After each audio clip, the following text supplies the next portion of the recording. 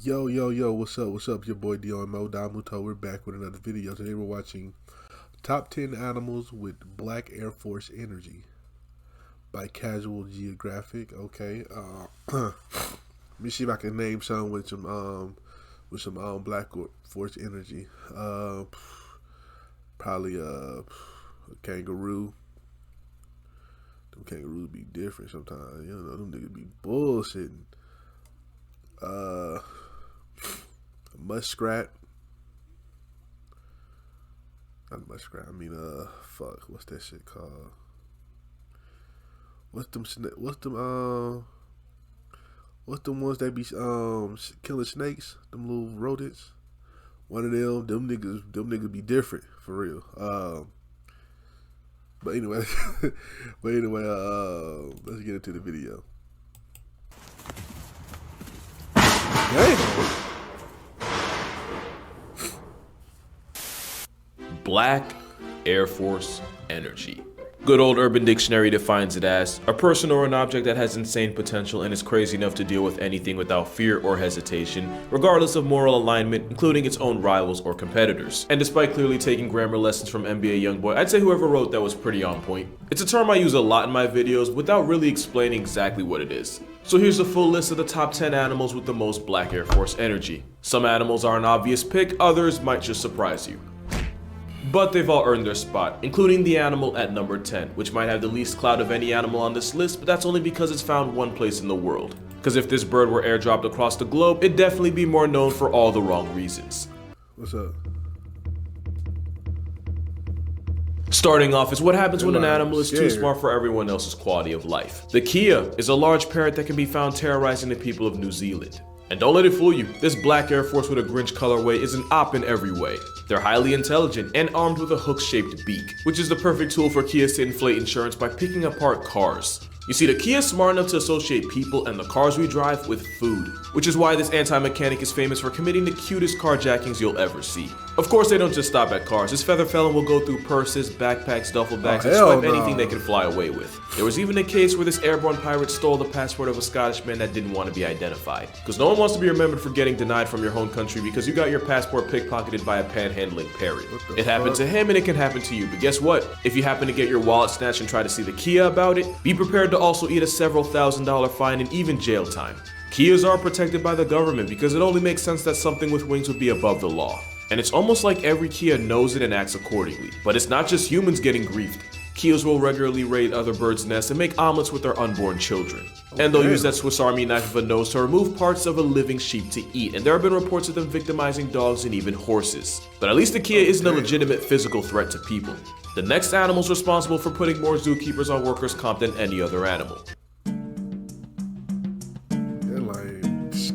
The African wilderness has some of the most ways to F around and find out per square mile in the world. So it makes sense that living in the most dangerous area codes in the world has turned the zebra into an actual psychopath. This oppressed Oreo horse has the strongest kick in the animal kingdom, strong enough for Marty to have written Alex out of the sequel. Which is why, even though lions body them often, every once in a while a lion has to explain to his ancestors how he got flatlined by a high-strung equality donkey. But the generational anxiety of being constantly hunted means the zebra will often one-shot something for existing too close to it. There's two reasons why you won't see a person riding a zebra. One, they're too small. And two, every zebra is fundamentally a bastard to its core. No, like literally. Because many mother zebras will actually mate with as many males as possible, because if she's showing and he suspects it's not hers, he'll violently press her until it's terminated. And if the baby's already out, that's just an invitation for him to demote her from mother to mourning. And going back to humans, zebras are infamous for allegedly putting as many zoo staff in the ER as any other animal. They may look like horses whose favorite part of a birthday is the finger painting station, but this panda pony's liable to paint the block with their insides if you breathe at them the wrong way. Treat one like a barnyard animal and negotiate your left hand. And because zebras are genetically closer to donkeys than horses, calling it the ass of Africa is a scientifically accurate title. And as the default protein of many of the landlords of the savannah, it's a title they hold with pride, cause it's the best one they can get. 10% off is also what you can expect if you treat this barcode horse as a petting zoo. But at least they have the excuse of constantly being plotted on. The next animal has less excuses but more disrespect. Deer manage to cause billions of dollars in damage a year by playing freeze tag with cars, and that ironically makes them the most dangerous animal in America. But where blissful ignorance makes deer a threat, the deer of Down Under initiate conflict. 9 out of 10 car accidents in Australia involve kangaroos, and a good number of them are premeditated and not by the driver. Kangaroos assault vehicles with enough regularity to commit insurance fraud.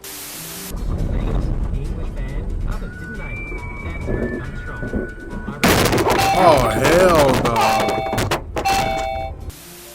In fact, kangaroos will regularly beef with inanimate objects. But it's not just a bluff. These are some brolic marsupials, armed with claws, but more importantly a sharp dagger of a toenail. Which is why it's not a kangaroo's punch you have to worry about, but that Jurassic pedicure disembowelment. It's what makes their sparring sessions so lethal. That and the fact that kangaroos start every day with the specific goal of inconveniencing as many life forms as possible. If you happen to fly a drone in kangaroo country, prepare to have your insurance tested. In fact, it's not a stretch to say they hate anything that flies. Can you imagine how ridiculous this could have gotten? Imagine people thinking you died paragliding when really you survived but got mobbed by a pack of royal rabbits on impact. Kangaroos are number 8 because there's really no good reason for this. You see, as dangerous as Australia is, there aren't really any dominant apex land predators. While kangaroos often contend with dingoes and the occasional wedge-tailed eagle, a full-grown kangaroo doesn't have much that can threaten it, other than a bigger kangaroo. So my working theory is, they got cocky. And until nature airdrops some bears or maybe some type of big cat, kangaroos are still gonna be out here thinking they can do whatever. Try to change their mind at your own risk. As on-site as these malicious macropods are, they're not even the most disrespectful animal in Australia. And believe me, we'll get to that.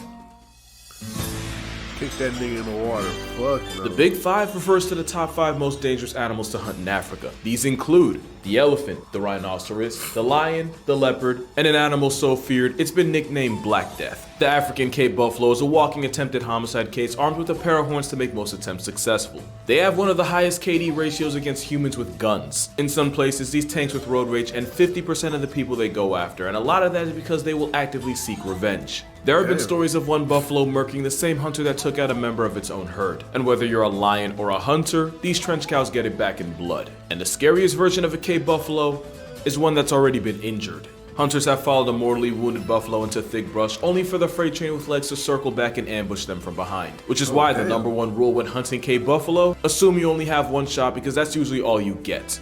But it's not just humans getting bodied. Bloodlusting buffalo will seek out unsupervised lion cubs and log them out of life before they can grow up to be a threat. Not like the adults aren't at risk either. Capes will stalk and circle lone lions using the threat of gang violence to give Mufasa a roommate. Which is how the same apex predator that can solo multiple hyenas can get sent up a tree like a house cat. They're like the Liam Neeson of animals. Wrong them and they make it their life's mission to co-sign your obituary.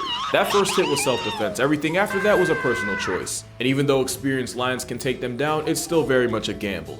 Especially since they can travel in herds of hundreds. That's also how they earned the nickname Widowmaker. Cause right now there's at least one woman on Tinder cause her husband decided to hunt a 1-ton vibe check while the buffalo decided that would be the day he'd finally live up to his nickname. It's a murderous mammal, but like the zebra, it's often just self-defense gone way too far. Not like the antics of the next animal.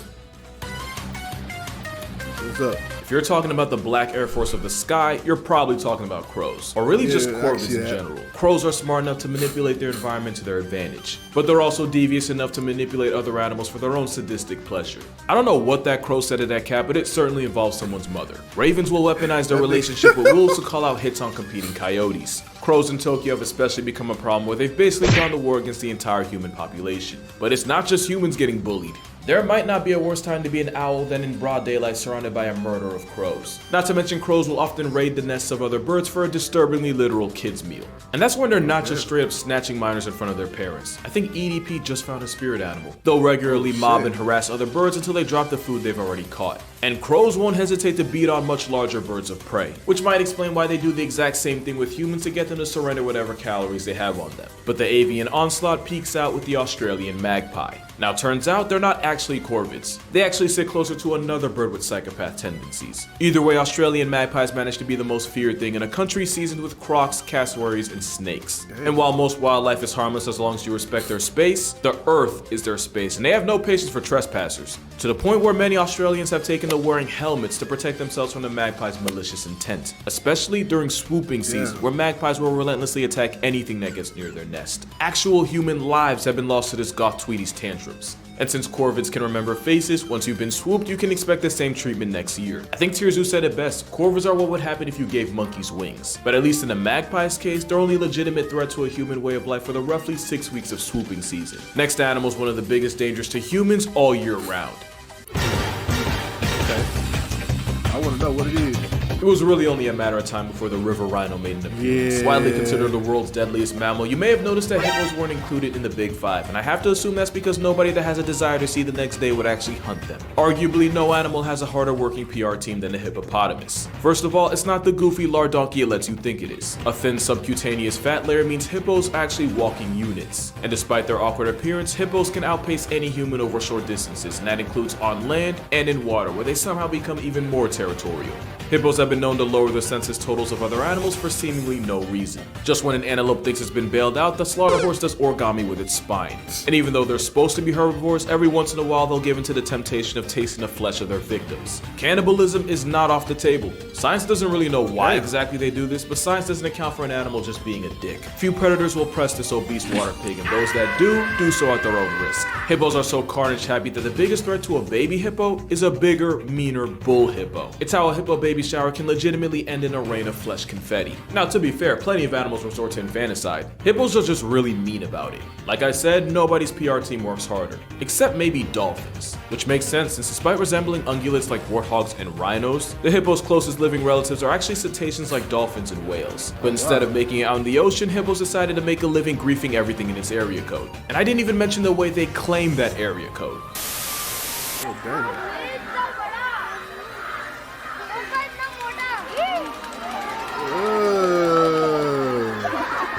You know, if you unsubscribed right now, I wouldn't blame you. The only thing that can make this whale Karen more of a menace than it already is if it were a straight up predator, or if it hunted in packs.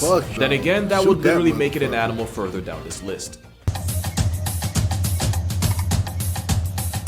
My personal bias was not going to keep the elephant off this list. As much as I love them, elephants can be a devastating combination of smart enough to do anything and big enough to get away with it. Asian elephants especially get themselves into trouble by raiding villages and emptying out their rice supply, which is why Asian elephants are responsible for the bulk of human hashtags, especially since they can be just as vengeful as the Cape buffalo. Earlier this year, a man in Thailand had an elephant working hauling wood in the brutal heat, which is illegal, and apparently the elephant knew his rights because he proceeded to rip his boss in half. And of course, we gotta address the I'm better than that. One elephant traveled over 100 miles to murk a 70-year-old woman collecting water, only to pull up to her funeral to attack the sole evicted body, this time in front of her family. The biggest mystery of mankind is what motivated a 4-ton pachyderm to pack up an elderly woman twice. If he had a reason, it's not like he's gonna tell us. Elephants rank over hippos because where hippos commit war crimes in the heat of passion, when an elephant catches a body, you can almost be certain it was premeditated. And it's in populations that have been fragmented by poaching where young male elephants really fly off the handle.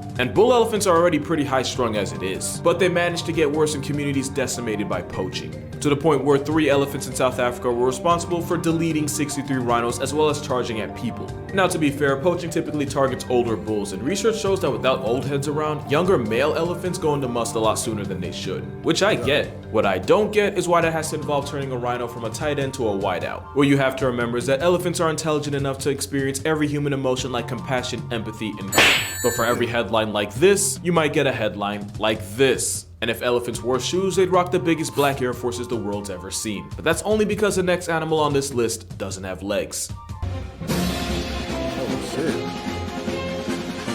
One of the biggest injustices of cinema is that where dolphins got cast as a lovable flipper, sharks got typecast as Jaws. Dolphins are the most disrespectful beings in the ocean. Makes sense because they're basically intelligent hydrodynamic hippos. They regularly bully sharks, use fish heads and live eels as marital aids, commit unprovoked acts of porpoising, all while letting humanity think they're the good guys. They have mating practices so brutal that I probably can't even talk about them. Just know that what dolphins like to do to each other, guidelines might try to do to me. But we can't talk about dolphins without talking about the biggest dolphin of all. The orca is the most dominant apex predator on the planet that isn't human. And as if sheer size and intelligence wasn't enough, they typically hunt in pods with the coordination of a wolf pack, which is how this oppressive sea oriole regularly griefs the tankiest animals on the planet. They're such a force that great whites have been known to abandon hunting grounds for up to a year once this steroid equality guppy makes an appearance. Probably because they've been known to use the shark's biology against them to rob them of their heart and liver just to leave the rest of the shark to sink to the abyss. And then there's the fact that orcas often practice their craft on other animals, which is why if you ever feel bad about penguins penguins getting bullied by seals, I suggest you see what happens when a Navy SEAL joins the Air Force. And while you could chalk this up to hunting strategy, there's also the chance that living life on Roku difficulty means orcas get bored and just start trying stuff. And while it's true a wild orca is never taking out a human, that hasn't stopped them from actively messing with human vessels with disturbing regularity.